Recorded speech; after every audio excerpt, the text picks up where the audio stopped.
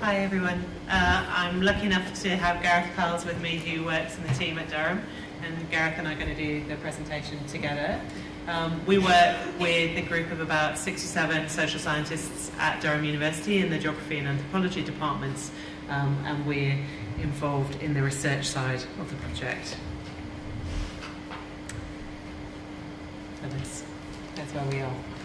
Okay, so it won't come as a surprise, I think, to anybody in the audience that smart grid projects are emerging in multiple different sites around the world. And these are just 3 of perhaps some of the most iconic projects going on at the moment in Brazil, in America, Canada, and one in Australia, which I'm also lucky enough to be doing some research on in Newcastle. It's a bit of a different kind of Newcastle from the one that's close to us, but it's a great project. And more than just the smart grid projects, we're seeing this idea of smart as a way of managing resources, developing cities, thinking about connecting with society and citizen engagement in lots of different ways, emerging in a whole kind of panoply of initiatives globally. And something quite interesting about this sense that smart has become a kind of new mantra. Most of my work is around climate change, and particularly around how cities are responding to climate change. And you now get climate smart cities and climate resilient smart cities and all sorts of things. So the notion of smart is being attached to all sorts of different phenomena at the moment. But it is perhaps in this kind of idea of changing the infrastructures with which we live and work every day that smart is gaining the most traction and is perhaps the most exciting. What we want to suggest as part of our role in the project as a research team is that we need to start thinking critically about what smart means. That's the key job for social scientists. We always like to think critically about things. From a technological perspective, there's been a lot of analysis about what smart technology, what smart grids could be. A more social science-based questioning would ask things like, what will it do? How will it do it? For whom? Where? And in particular, a critical question that we like to ask a lot is why is it doing these things in the context where it's being deployed? So what we have been doing as a team of social scientists in this project is, as well as contributing to trial design, bringing our knowledge of how to engage customers towards the project, is thinking more about what kind of frameworks do we need to understand what's happening in response to smart grids. And what we're trying to do here is suggest that we need to move away from some of the traditional language and concepts that we use to think about how people use energy, usually in terms of markets, behaviours, attitudes, and how they might implement them, to think of understanding in slightly more broad terms what energy means socially. So I'm going to spend a couple of minutes telling you about this kind of framework that we're developing, and it's a framework which we think of as a socio-technical analysis of responses to climate change and to energy systems, which brings together the more technical material sides of the smart grid with an understanding of their social relevance. And then tell you a little bit about the findings, and Gareth's going to share that part with me. So traditionally then, the understanding of how people use energy has been characterised by a researcher at sociology in Lancaster as the ABC model, Elizabeth Shove's approach, how she characterises what other people say about energy use. So social change is thought to depend on the values and attitudes of A, which are believed to drive behaviour, which then they choose to adopt. But this model of thinking is under significant pressure within the social sciences. Does it actually stand up to the realities that we encounter? If we ask ourselves some kind of questions, do those people with similar attitudes use the same kind of energy in the same kind of ways? Do people see energy use as a matter of choice, or do they see it as a matter of necessity? How do people actually, if we ask these kind of questions about energy, it soon begins to at least puzzle us. Is this really about attitudes, behaviours and choice, or is there something else going on? And my current favourite metaphor and analogy to use it is the ketchup bottle. So forgive me for this perhaps slightly bizarre seeming analogy. But what we want to try to suggest here is that when people are using energy, which is a different moment from when they decide to adopt a tariff. When you decide to adopt a tariff, it's a bit like choosing a brand in a supermarket. Are you going to go for Heinz, or are you going to go for the home brand? It's the kind of choice that you make about tariffs, the kind of choice that you might make about an energy supplier. But at the moment of choosing to use energy, are you going to have ketchup with your dinner or not? It's more about whether that's chips and a burger or pasta. It's more about what's the actual substance of the thing that you are doing, rather than whether it's Heinz ketchup that's in your cupboard. So there's a question here about the choice of tariff, the choice of supply, and then the choice of how do you use energy in a home. And what we've been most interested in as a social science team is more looking at that second kind of choices, the choices about how and why and when energy is used in daily life. And to do this, we're adopting a now more widely taken approach in the social sciences called social practice theory. Think about how we actually practice something. How do we do something in our daily lives? So if you're going to take the example of, say, washing your clothes, how do you actually wash your clothes? Perhaps something you don't think about very often, but it is made up, we would suggest, of things which we can call material culture. Your house, your radiators, your washing machine, whether your washing machine has a timer on it, do you have a dryer at home? Do you have somewhere to hang them outside? Do you mind if your clothes are hung on your radiator? What will your neighbours think? Those kind of things. So there's a kind of materiality to it, which shapes how you decide how you're going to wash your clothes. Your energy practices, your routines and rhythms, and the way in which your daily life is structured. Have you got time in the morning to hang out your clothes that you put in the washing machine the night before, or have you not? Do you do it in the evening when the kids come home from school and they've got dirty uniforms and they need to be washed? So there's a kind of practices element here of rhythms and routines that relate to wider social structures. And your norms as well. I mean, how clean do your clothes actually have to be? Those kind of questions also shape how often you might wash them. And so together, we suggest that these things make up how people might use energy in their homes. So this approach suggests that we need to move away from thinking about attitudes and about rational choices. And for two reasons, really. And this is, I don't mean this in terms of why people make a market decision about tariffs and suppliers. I'm quite happy to suggest that those things might be about attitudes and about rational choices. When we come to actually using energy, we've got to remember that technologies, artifacts, and material conditions, the technical part of our social technical analysis, shape what we do and how and why we choose to do it. And also that our agency, our actual ability to choose to act, is not an individualized agency. It's about a collective, often a family or a household unit or a community, but it's also about agency which is distributed between you and your washing machine. If you wanted to wash your clothes overnight, but you didn't have a timer to set it, you wouldn't be able to make that choice.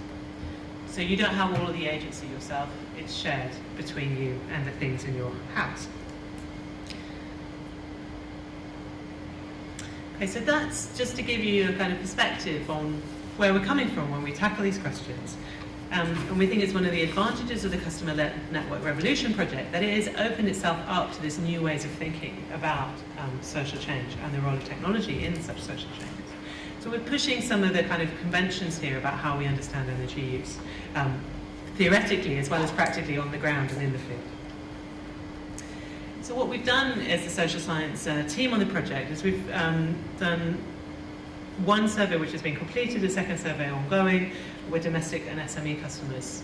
That we're going to report on that at the end of November, and those results will be publicly available, I hope, in December.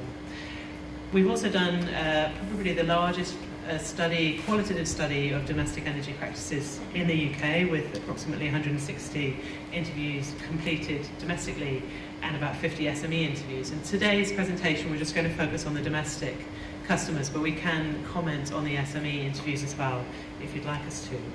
And we're going to talk to you today, I'm going to talk about what we found about current energy use, and then Gareth's going to talk about what we found in terms of responses to flexibility. Okay, so our interviews suggest that these are the kinds of things that we need to be thinking about when we look at what energy use, how energy is used currently at home. It's probably no surprise that we have an evening peak. We sort of all know why we have an evening peak. It's because people come home from work or from school and they put the kettle on, or they put their cooking on, or they put the washing machine on. That's to do with our rhythms and routines of our daily lives and the way in which that's structured socially. And it happens very differently in different countries, and that's one of the reasons we can see that it's a different pattern. You get different sorts of rhythms and routines in different places which drive these energy curves. A second set of factors that we found is something we call home economies. Many of the households that we talk to have a very active sense of managing their home energy use, but they don't think about it in terms of kilowatts and prices. They think about it in terms of warmth. They think about it's a nice sunny day, I want to put my washing outside. They might think about it as a warm spot in the house where they would sit to read the newspaper or something. So they're using the idea of a home energy economy to think about multiple forms of resources, some of which are free energy, solar again, or wind, some of which are energies that they pay for, but they manage those all together and they talk about energy in those ways. They don't really think about kilowatts and prices, although, as Gareth will say later, some of the interventions that we've done allow them to translate that everyday know-how into the energy market, and that's one of the reasons why we think that they work. The third issue to raise is that we see people using energy with what we call shadows of technologies past. People use their new things in their house in the way that they used to have old things. So even if they get a new washing machine that can act in different ways, they will still use it like they used their old washing machine. The same with a cooker or a microwave or those kind of technologies. They fit into an existing pattern and a habit and way of working, and that can be difficult to shift. But it's also important to kind of know that people have quite a lot of memories of the way in which energy was used, and perhaps particularly because we've been conducting our research in the northeast of England, this is a landscape which has been kind of littered with significant energy issues in the past. So people are used to the energy economy, will have known many people who've worked in the energy economy, will have experienced blackouts and of course experienced the coal mining strike of the early 1980s. And all of those memories play into how they relate now to energy. They're not absent, they're kind of in the background, but they remain part of the landscape. The fourth thing to say is that we've seen a lot of what we're calling domestic transitions. A sense of a household unit as a fixed and stable entity is of course something that sociologists up and down the country would challenge. What is a household when you have perhaps older parents living with you, or the children coming back into the household following divorce or unemployment, illness and ill health? So people's households are very complex situations, and we find that many of those households where you have got this kind of transitional change happening, you're also kind of importing a whole another household's electricity use into your household. So if you have a child who's recently become single return to your household, perhaps with their own children, you're kind of multiplying the amount of electricity being used and the multiple kinds of uses of that. So you get a whole new fridge, a whole new television, maybe a whole new washing machine inserted into the house with that kind of domestic transition. So these are just some of the illustrations really of the kind of work that the research team have been doing on the ground to show you how energy features in the way in which people talk about the things that they do every day, their everyday practices, their cooking, their chores, their washing and so on. So, might do their frozen veg in the microwave for a few minutes and then shift that. I use more gas than electric really. I'm doing my cooking and my freezing. I'm very kind of conscious sense of the ways in which all of these play out in energy terms. And then in terms of managing washing, again, I'll wait until there's a lot and then I'll do it all at once. Or if it's good weather, everything is getting washed when the sun is out so that they can take advantage of the free drying resource outside. So quite a lot of complicated relationships between this idea of resources, household management, and economizing in the kind of running a budget sense rather than trying to get everything as cheap as possible. It's this idea of managing the household economy. So when we find that there might be a gap between what people say that they do and what people actually do, what we're suggesting is that this gap arises not because of a sense that people are sort of slightly being cheeky with us or lying to us or don't know themselves what their own behaviour is, but instead that the gap emerges because of this relationship between what it's possible physically to do in a house and what it might be desirable for that individual to achieve. So in a way that is the gap where this market for energy services is emerging. It's people are interested and ambitious to change what it is that they do. This is a desire that might not be being met and where the market and or the state, in fact, can intervene. But what we're finding is, particularly in our SME interviews, which I haven't talked about in detail, that people feel very stuck and that they don't know how to kind of get over that gap between what they want to do and what they can achieve. So rather than thinking of this as kind of irrational behaviour or an irrational response to crisis, what we're suggesting is that we need to unpack more all these different kinds of rationales, why people use energy at the moment, and to understand them. so that we can see the ways in which these kind of projects can assist people achieve what they want to do. So running a household economy. So we find people balancing spend. I have a TV on all the time because it's my only luxury. Versus thrift, the use of these kind of multiple resources to economise. And trying to understand that kind of language that people are using every day, we think might help us understand the potential for smart grid. Another key language for people is control, and that's what's obviously came across in Stavros's presentation as well, that people like the kind of data and the sense of control it gives them over what they're doing. But we think that this idea of being able to control how energy is used and when it is used is related to the sense of wanting to provide the best kind of home for the people who live in it. Okay, Gareth, I'll hand over to you. Thanks, Harriet. So I'm Gareth Powers. I work with Harriet at Durham University, and I'm going to talk about the second half of our research problem, essentially, which is about the flexibility and the different ways in which people have responded to some of the interventions that you've heard about this morning. So how they've responded to tariffs, and to some of the other technical interventions like the IHDs that have been equipped to aid on-site use of PV power. So to start with, it's important to find a way to sort of conceptualize that and find a way to understand all the different things that people talk to us about and the different things that they do. And we've settled on this sort of four-way framework for the different ways in which people might be flexible. So you saw earlier in Stavros's graphs that there'd been a 2% total reduction for the time of use tariff, for example, and I think a 10% within peak reduction. So using this framework, we'd be thinking about time flexibility. So this is people choosing to do things at different times in response to one of the interventions would do more to explain that peak shift. Whereas number 4, practice abstention or curtailment, so people doing less of the things that they would do rather than just moving it in time, would be analysed through that framework.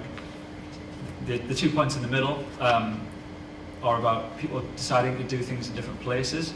So we've had lots of people tell us that at certain times and certain circumstances they would have a shower at a family member's house because it was either cheaper or their shower was broken or they had somebody staying with them, and as a result they wanted to do that in a different place.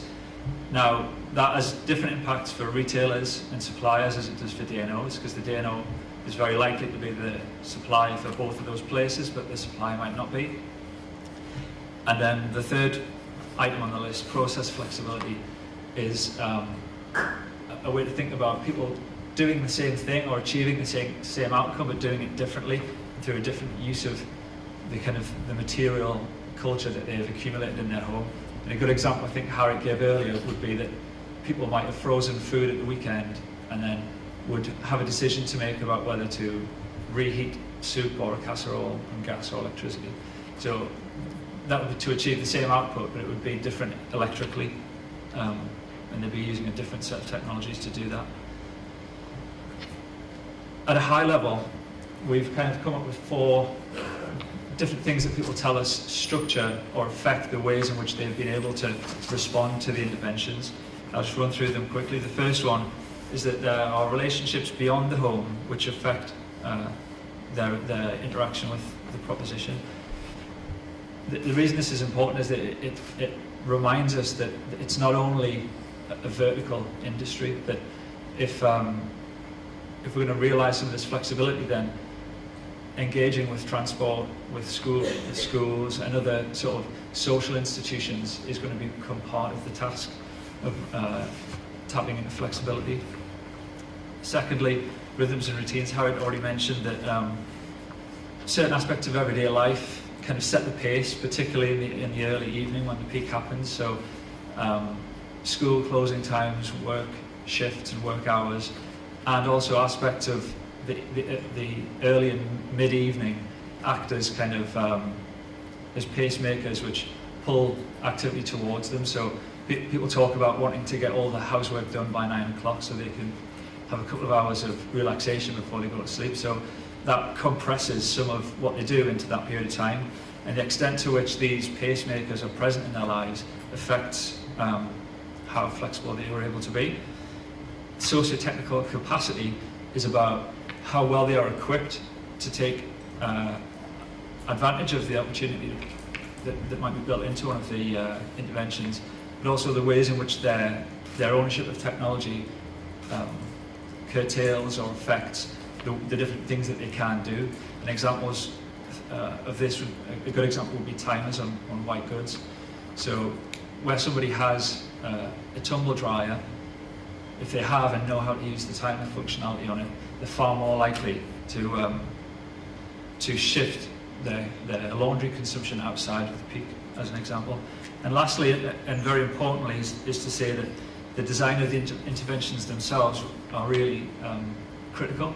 They'll shape the different times in which people move these things. So defining the peak as a 4-hour period rather than a 5-hour period, for example, has a big impact on whether people say they'll move their energy consumption later in the evening or whether they'd shift it till the next morning. So those are just sort of high-level factors. I want to get into a little bit more detail about the different things that people do on an everyday basis that we all know about. So in the early evening, we're all quite familiar with the common rhythms and routines and activities that people would undertake. But flexibility, we've found, is not necessarily a property of the individuals and the households. It's actually more closely associated with those practices. So rather than think about flexibility being something that certain types of people would do, it's the data suggests it's more accurate to think about it as something which is associated with certain practices. And examples would be laundry, dishwashing, to some extent showering if there's PV in the property, and less associated with others. And I'll get into a little bit more detail with that now. So one of the least flexible practices was dining and the sort of food preparation work that surrounds that. So in the first quote there says, we're quite traditional, lunches at 12, teas at 5. Those things are socially quite important and very difficult to move in time, and we're very unresponsive to the propositions. Whereas in contrast, domestic chores, such as laundry and dishwashing in particular, where there's a white good with a timer that's enabling that, we found to be particularly flexible and were the things that people moved most in response to the time use tariff. And now I'm going to just run through 3 different technologies that we used in the project, and talk a little bit about the kind of the rationales that people had for their flexibility. So in-home displays were sort of present across the whole project. In particular, Test Cell 1, which was the large control group, were regular British Gas customers who had a smart meter and an in-home display, which told them something about how they were using energy.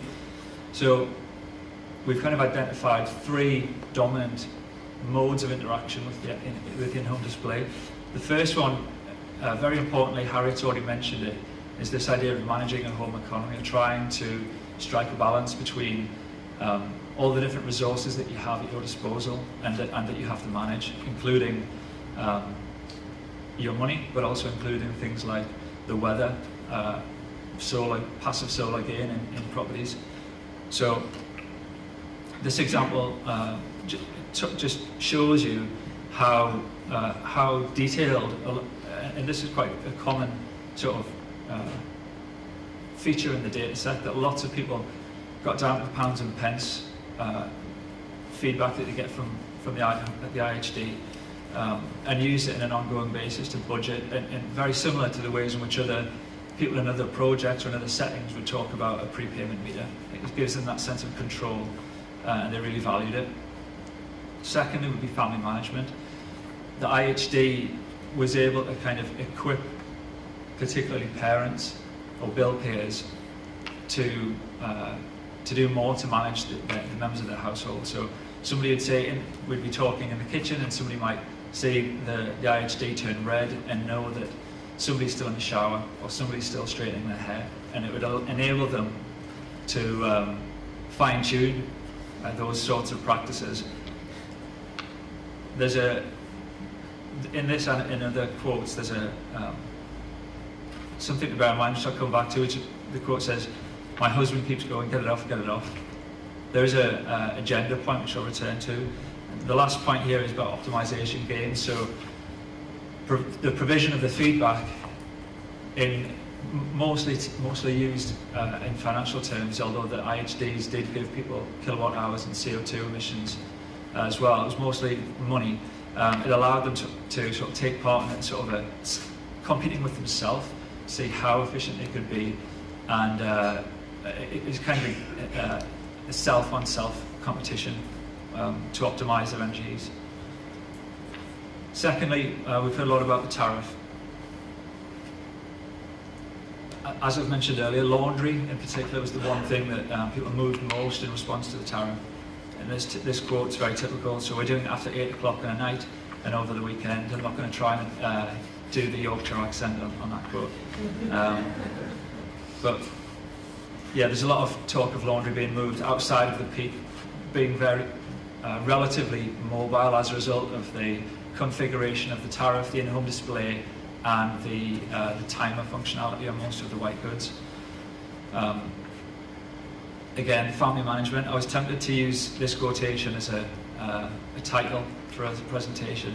It's kind of emblematic of the wider picture, but it's one person talking to their partner saying, "You'll have to change. You're going to have to adapt." So it's one person within the home attempting to enforce, stroke, engage with another member of their family.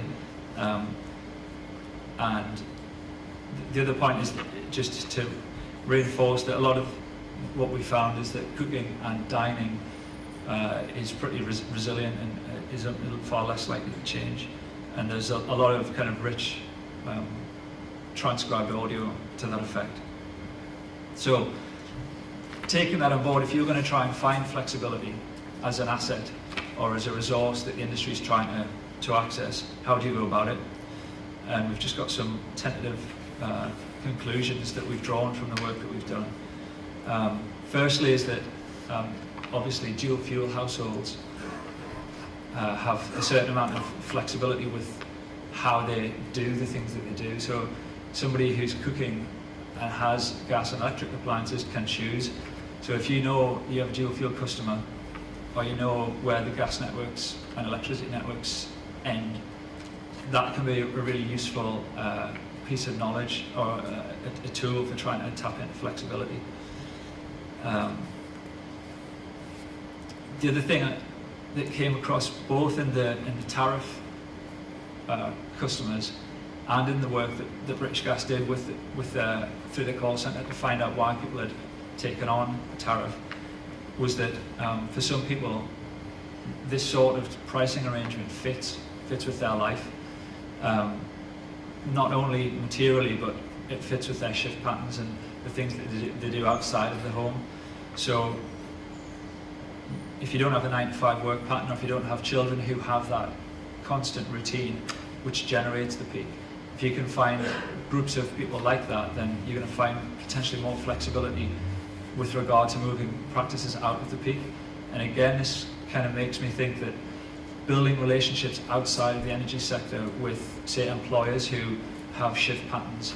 I mean, we've got a good relationship on the project with Nissan as part of the electric vehicle work. Would be part of trying to find groups of people who are more likely to be flexible, because it is something that has to happen at a societal or at least a community level to be of value to the different partners in the room. And lastly, the emphasis on timers and white goods. It's very simple, but product policy and product purchase points for consumers are really powerful levers to pull on if you want to try and find flexibility, because it just makes it easy for people to take advantage of the propositions. And I think I've already made that point about the IHDs. I think there's a couple of slides to conclude with, but firstly is that engaging customers has its challenges, as we all know, and in doing this work we found, first of all, that people actually really value the feedback that they get from the IHD, and they also would value more clear feedback from retailers. I know British Gas are working on this, other energy reporting at the moment. So more feedback, just in the way that IHD does or the prepayment meter does for customers, has almost uniformly been very welcome. Just to say that in our work on this project, comparison or gaming between households or between customers hasn't been part of this project, but it is an area of really active research around the world at the moment. So I guess the jury's out on that in terms of our findings. But the other things that we want to focus on, the notion that once somebody understands or has experience of the workings of the grid, it kind of opens them up to the idea of flexibility. And this, to some degree, comes from previous life experience of strikes or blackouts or employment in certain areas where the grid is very visible. It also can be achieved through good quality engagement where people become familiar with and realise the sense of that and the logics of this project, the smart grid. So people are familiar with peaks and congestion. They experience traffic peaks every day. They already have time of use pricing on the telephones because they think these things are understood to be finite and understood to be to require maintenance. So getting that across as part of the engagement message, I think, could be particularly important. And the last thing, well, actually, no, there's two things here. Effective communication with a trusted individual was commonly, again and again, reported to be really valuable. And energy companies and the energy industry has a lot of trusted individuals in their staff. So the gas maintenance people, the guy, the DNO guys in the vans, as they're called. So people recognise the DNO through the Land Rovers with the logo on it, rather than through any understanding of how the electricity system is structured by Ofgem. So trying to tap into those resources, the people that these companies already employ, I think is really important to leveraging all the assets that are possibly available to us as a community to bring about flexibility. The last point that I nearly skipped to there was just to say that this is all about how to engage with people, but you've got to think who in the home do you need to engage with to tap into the flexibility. And bear in mind that we're finding that the things that are most flexible and that carry most value to the networks are laundry, to some extent cooking, dishwashing, tumble drying. It's clear in our data that those tasks and those roles and practices are undertaken mostly by women in homes still. So accessing the asset or the resource of flexibility requires at least as much effort to access the women in homes as the men. And that's something I think the industry is coming around to at the moment, but it's certainly something that as a research team we've found without going looking for it, and would welcome comments or questions on that issue. So to summarise, the first point there is just that, as Harriet mentioned, the vocabulary that we use to talk about consumers in this industry isn't necessarily the most helpful vocabulary.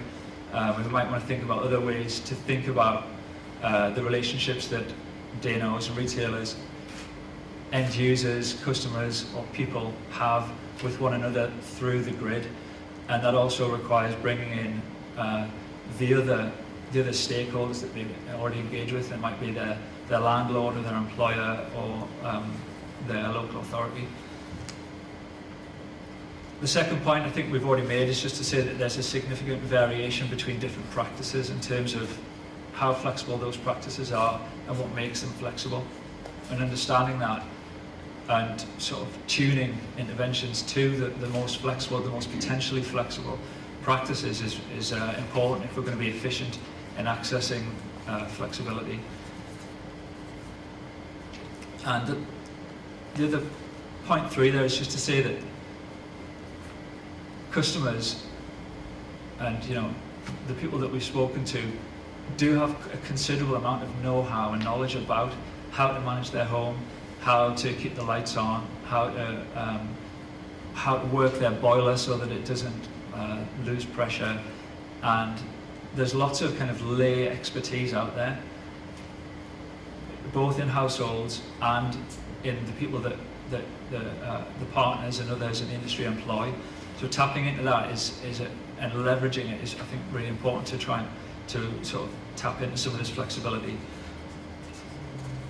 And the final point, I think, is to summarise all of that, really, is just to say that the relationships that currently exist, and Stavros's slides showed very vividly that this isn't a simple task. It's not a simple ask for a DNO or a retailer to bring this about.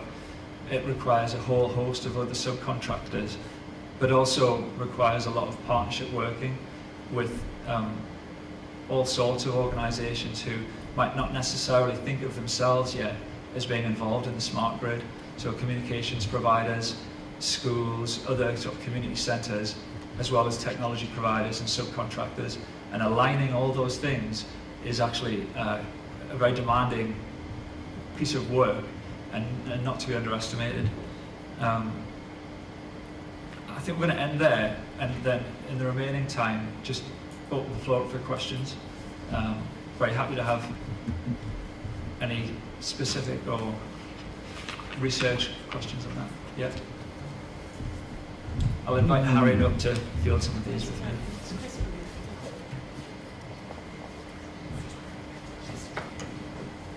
Thank you very much for a very interesting presentation. Just a question on that point about who you engage with in the household. Presumably, the initial point of contact is with the bill payer on a project like this, who may well not be the woman in the house. So how can you then make sure that you are engaging with whoever it is that has to do the laundry, poor person in that house? Just be interested to know a bit more about that, please. Yeah. Are these on? Yeah. I think it requires doing kind of the business as usual thing, because the bill payer may be the person who does the laundry, but it might also require these other types of relationships that kind of go outside of the energy vertical and go to networks, whether virtual or real, that these people are already involved in. So we're going through the existing stakeholders, which might be might involve social media, it might involve local businesses, employers, family groups. I think, it's something. I mean, Harriet did mention Mumsnet, so there are places in online and in real life where people talk and get together and can be accessed. So it's about doing those things rather than necessarily dealing only in the transactional customer service provider way. I mean, I think I would just add that it's as complicated terrain as I'm sure we could all imagine. But I think some of the issues that we're going to have to deal with then is how and why are we selling the idea of a smart grid? Is this, kind of gaming and gadgets and technology? Is it about managing your household successfully? There are multiple gender roles involved in both of those. I don't want to kind of be labelling here particularly, but I think we need to think of the diversity of messages through which we're engaging a range of people who might have different sorts of reasons or interests in being involved. And I think we also have to work through some different channels to do that. But it is about how we're doing our messaging and what forms of engagement we're focusing on. So we focus on forms of engagement which are all about bills. Then yes, the bill payer is going to be very interested. But if the bill payer is then turning around and saying, well, you're just going to have to change and you're just going to have to get used to it, some of that might lead to some not very friendly family dynamics. And some of you may be aware of a small study that was done by University of East Anglia, where they looked at sort of the internal politics of the introduction of smart meters and saw that these were quite heavily contested not so much about the management and oversight from external view, but from the management and oversight that happens within a household. And I think we're still very used to, in the energy industry, thinking of the household as a point rather than quite a complex entity in itself. I certainly found this very interesting, and I'm interested and perhaps a bit concerned that we're using price as a major driver for changing a behaviour, because that works whilst you can rely on people's arithmetic being not very good. So I know people do change when they use the microwave to get out of the peak period, when in actual fact it's saving them, I don't know, 1 pence, half a pence, something like that. And if they actually realised that, they wouldn't probably wouldn't bother. And certainly I know that some of the research on water meters is that when people actually realise how cheap having a bath or a shower actually is in terms of water consumption, they actually have more because they didn't realise it was that cheap. They thought it was expensive and such like.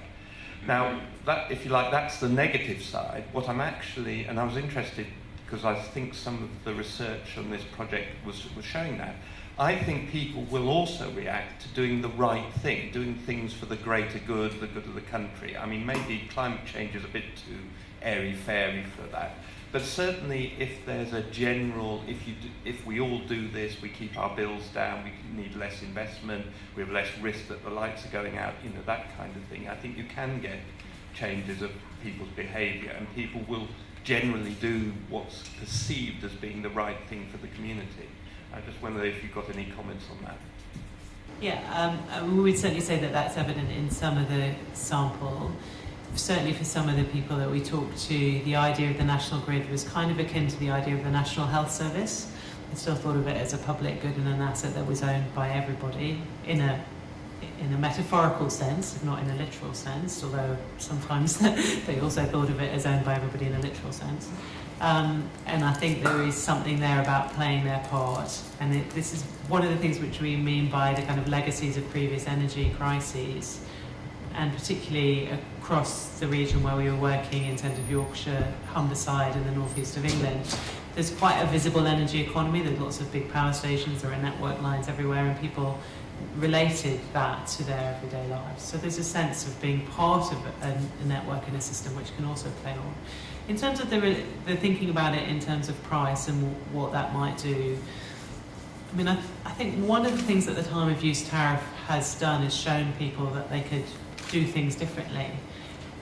Partly it's motivated by price, and again, this is to say I think the decision to sign up to the tariff is very much motivated by price, but how it's then used on a day-to-day basis in the household is partly motivated by price, but it's partly motivated by those other things that we said about family management, household economy and so on. And just finding out, for some people it's been the first time that they found out that their dishwasher has a timer on, so that they don't have to do the dishwashing and get all the dishwasher empty before they watch their favourite TV programme. They can put the button on and it can happen later while they're sitting down watching TV, and they're just very happy to have found that. So, there's a range of things going on. And the time of use tariff itself has shown people a different way of arranging their everyday lives. It's partly motivated by price, but not only. So. Yeah, and I think price is the initial stimulant to get the involvement, and then the behaviour change comes as we go. And it's just a question about the role of employers and schools, and whether, in terms of sort of the information that can be made available to them, have you thought about educational collateral that can be made available to primary schools and secondary schools, and how that could be used in terms of then changing the household, economy? We have in a couple of ways. The first point that comes to mind is just that SMEs, we didn't talk so much about the business community today, but we have done some work with SMEs and found there to be just as many, if not more, challenges engaging businesses with this. So the thing to remember is that although businesses consume about a third of the country's energy and households about a third, not counting large industrial people, the people that we're talking about actually work for the employers. So it's the same people, and at night they consume at home, and at day they consume at their employer. So you might think about there being the potential for a double whammy there. If you can engage the employer, you might do something with their energy consumption through the day, but you might also engage their staff, and the same would be true of schools. Harriet, do you want to say something about the schools? Yeah, I mean, some of those questions that we're hoping to explore in a bid that is going forwards to Ofgem at the moment. So we're interested in trying to work through some of these different arenas where it might be possible to do engagement on this in a more kind of community or geographical sense. I think it's an interesting question to think about whether there's potential to draw out some of the data that we already have on a geographical basis and engage existing institutions with what we already have. There are some limitations to how we can use the data in terms of data confidentiality and postcodes and things like that. So the scale at which we might be able to become more or less specific to provide information will be slightly limited by that. But I do think that there are issues there that we could think about. And over the next 12 to 18 months, as we disseminate all of the results from the project, I think those would be some interesting ideas to think about. Harriet, I'm interested to hear what you've found about behavioural changes in timing, because I'm feeling that at the moment the peak's spread out over 4 to 8, and obviously it's still the peak. If everyone suddenly switches their washing machines, all these things that they can change on timers, how many of them switch it on at exactly 8 o'clock, and will that create, I don't know, a second peak? Yeah, there is some evidence to suggest that the people on the tariff do have a small peak that pops up at 8 o'clock. So for starters, it tends to be smaller than the peak would have been anyway, so it's a smaller peak.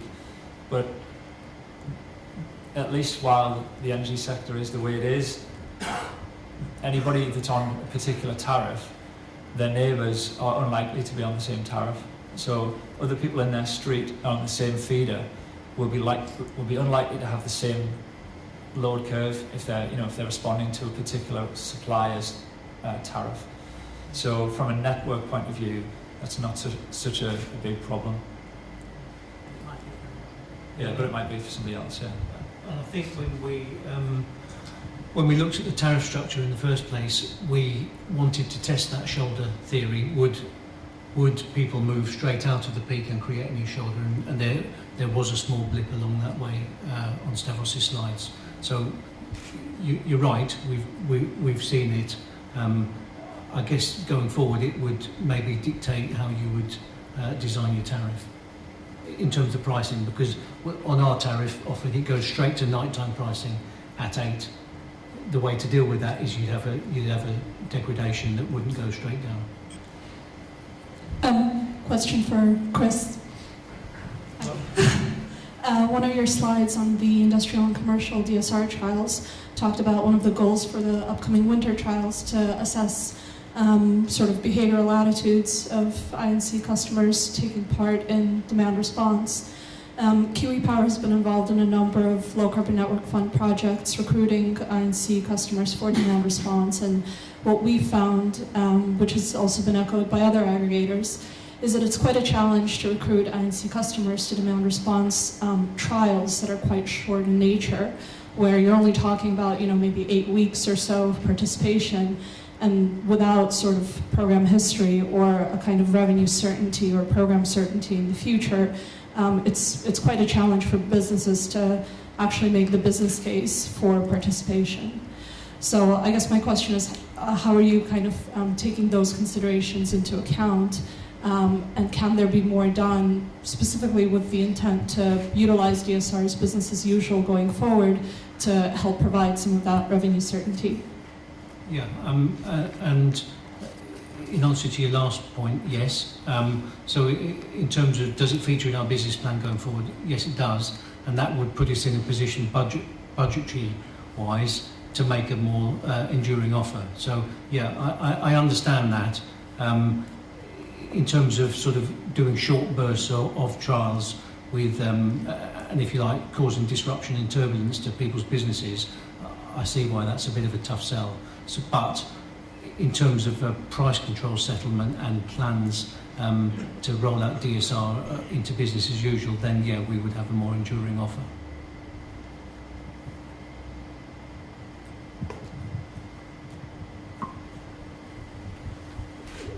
I loved your ketchup analogy. I thought that was wonderful.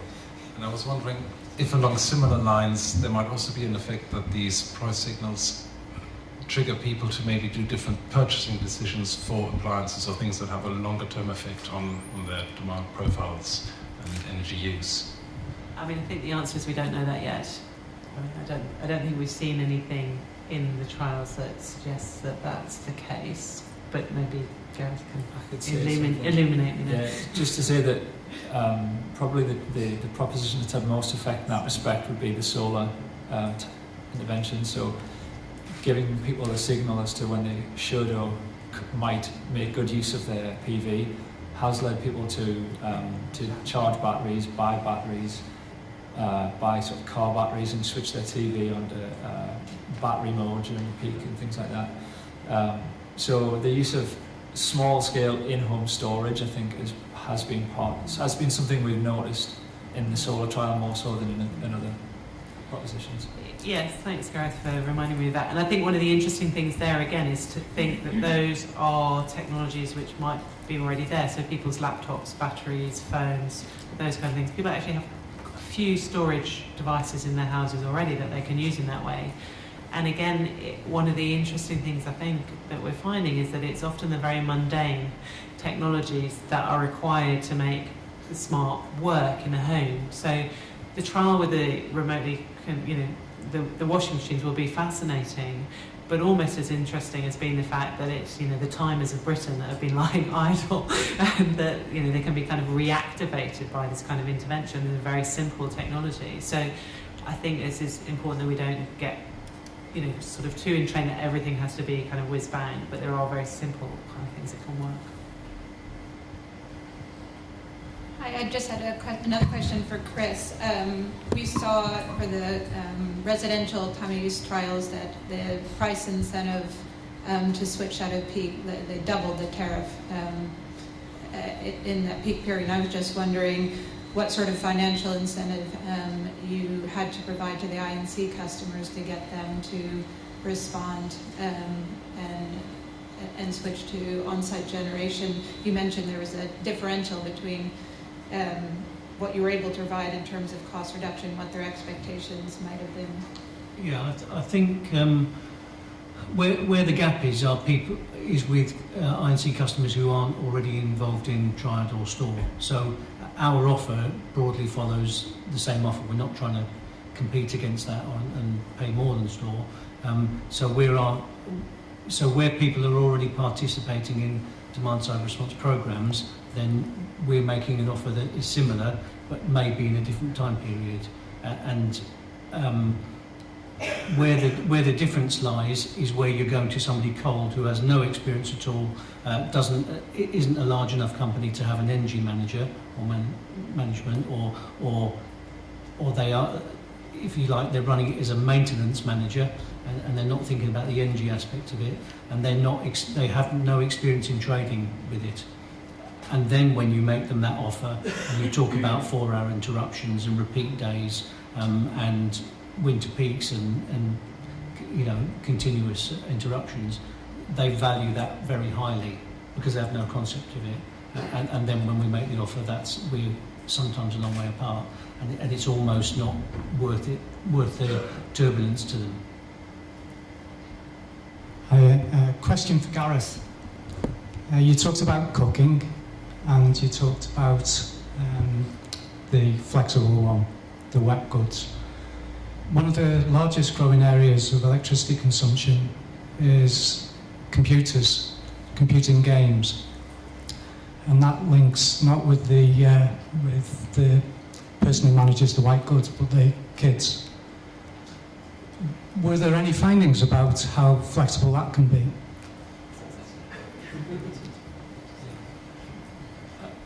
The first thing that comes to mind on that is just that computing isn't only for games in households in the 21st century, so lots of people work in new ways. So they'll, rather than having a desktop machine, they'll have an iPad or a laptop, and they'll have a BlackBerry and everything else. All of those things have storage devices in them, and it makes them, there's an interesting kind of tension between the things that people are most think of as being most critical to them and the things that consume most power or that are most connection dependent. So these devices like games or work internet devices which have batteries are perceived to be kind of non-negotiable things that they must have access to, but actually they don't in many cases require a connection for at least for several hours at a time. So that's one thing to bear in mind, is that both for work and for teenagers playing their Xbox late at night, well, Xbox is slightly different, but yeah, that is a feature. It's things that people are very wedded to, but actually they're not big consumers of power. I'm interested to know what you're trying to do to the load profile. You just talked about flattening the peak. But if you step forward 20 years' time and you've got electric vehicles and heat pumps, then that peak may be at a different condition altogether. Is your objective to just flatten the peak? What is your objective?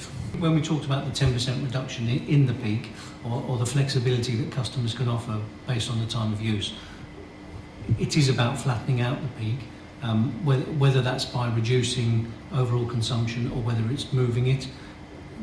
The time of use tariff is giving you the chance either to shift it past 8 or to try and bring it forward before 4, and that would flatten the peak out. But I guess in theory you could have in the future a different set of offers to different sets of customers. So if the market could take it and understand it, you could hedge everything against each other. So certainly EVs, and I'm aware there are other projects where EVs, they're looking to actively control EV charging patterns via network devices. So I think it would be about picking on the things in the future that have large load on, and either actively managing them via the network or trying to manage them via price signals. So I think there's a range of options available to networks. Just to add to that, Chris, just a comment from me. If you don't know me, Mark Dry, I'm with Northern Power Grid, and I'll be following Phil Taylor this afternoon just for a few moments. But ultimately, our objective is to not be a barrier to people if they wish to, take up deployment of low carbon technology. And effectively, all of the things being equal, that means we really want to spread that peak out as flatly as we possibly can. That won't be possible, and we won't be able to do it. But ultimately, that's what we'd like to achieve. So. But perhaps more of that after lunch. I think Phil's already signalled that. I think this might be a question for Harriet, but maybe it's going to be covered later on this afternoon in Phil's presentation. But I guess my question is, it's really obvious that trying to understand this it's an acute problem, and it's very complicated.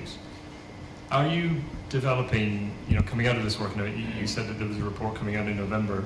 Are you, moving towards a kind of a conceptual model of how people respond to, price signals or doing the right thing, for example, if that was something that comes out of the data? Is that something that you're moving towards? Because, people are really desperate to try to understand how you change people's behaviour.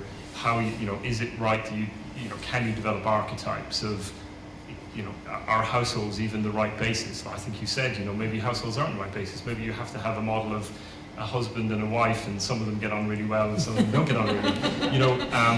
And that can be really pertinent. So I guess, to what degree is there going to be a kind of a framework coming out of this work that we can, I know it's not going to be the end of the problem, but at least that we can start to see, okay, here are the dynamics inside the household, and here are some of the things maybe that we can press on and utilise.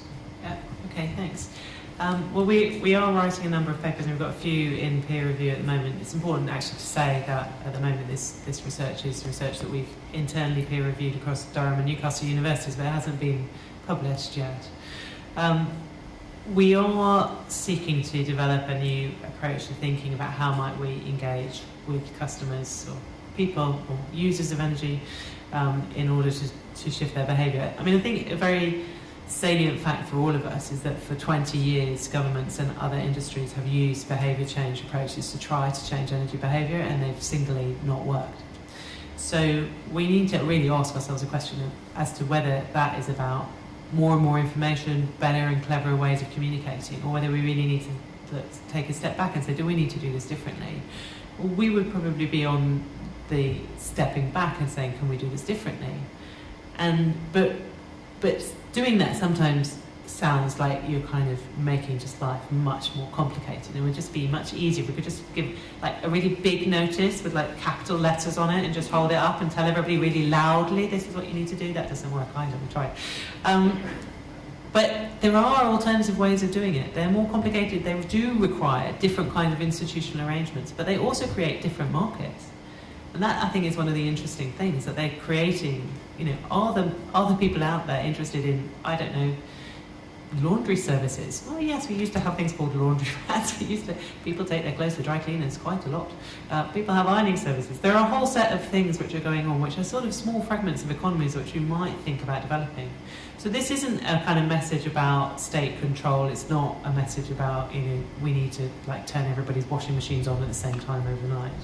But it's rather thinking about, well, what is that gap between how we think as a society we want things to be, and what we can do individually through our own choices, and where the opportunities to create that. They might not all be for-profit markets. There might be cooperatives, there might be mutual kind of endeavours as well. But there are alternatives that we can think about, and we would like to get to the point where we could make some more concrete suggestions about what those kind of business models look like. Yeah, and I think in some of our outputs work, in Learning Outcomes 4 and 5, we are looking at those commercial frameworks and models, and as Stavros signalled, you know, you need to be able to pass, networks need suppliers to pass the right signal through. Okay, I think we're out of time. Thank you for all your questions. They've been most interesting, and I'd like to thank the speakers for the session, for their talks and their answers.